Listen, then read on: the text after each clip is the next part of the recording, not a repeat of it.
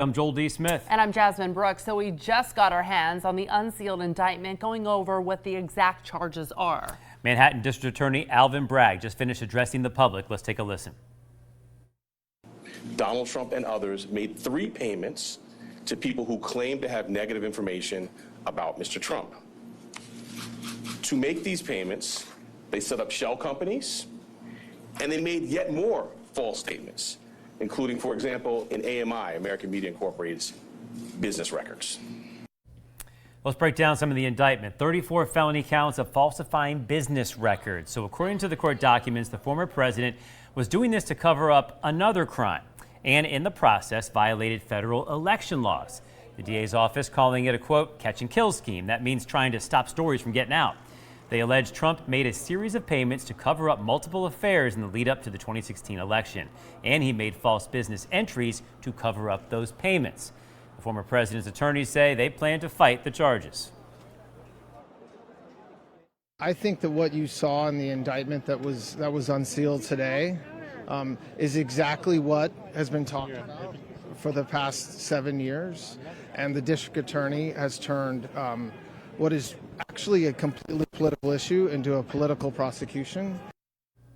Tonight, our team of national reporters taking a closer look at all those charges against the former president. Scott Thuman and Audra Alnashar join us tonight. So first, let's go to Scott with a closer look at how we got to this point. Scott.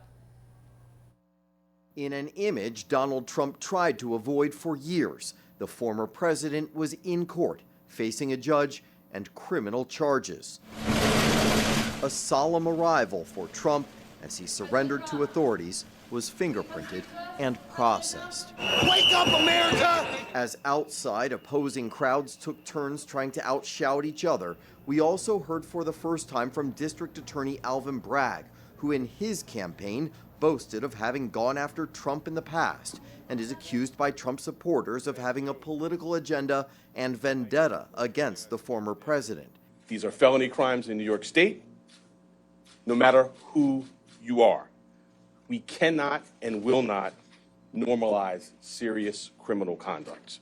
Now public, the indictment includes a list of 34 felony counts of falsifying business records, all stemming from Trump's alleged hush money payments around the 2016 election to hide multiple affairs. While Trump pleaded not guilty to charges that could land him years in prison, his legal team made it clear a move to dismiss the case is next, blending into the politics of it all. Conservatives insist this is an attempt by Democrats to prevent Trump from a possible return to the White House. And Trump, no doubt, will attempt to turn his arrest into a rallying point. Surrogates and detractors also caught up in the drama. President Trump is joining some of the most incredible people in history being arrested today. Nelson Mandela was arrested, served time in prison. Jesus was arrested and murdered. Marjorie Taylor Greene needs to take her back to Washington. You don't need to be in New York City talking that nonsense. Go back to your district. For Trump's part, he and his supporters are trying to make Alvin Bragg the focus here, saying someone in his office leaked information about the indictment last week and that's the real crime here. The judge advising Trump and really all parties involved here to tamp down the rhetoric, avoid any sort of calls for violence. Trump calling the entire event surreal. In Washington, I'm Scott Thuman. And quite a response today in New York. Take a look at what it looked like. Hundreds of people gathering outside of the Manhattan courthouse, many in support of the president, who are saying he's innocent. And a number of people against the president gathering as well. You could hear them chanting, "Lock him up," and holding signs that say NYC Hearts Karma.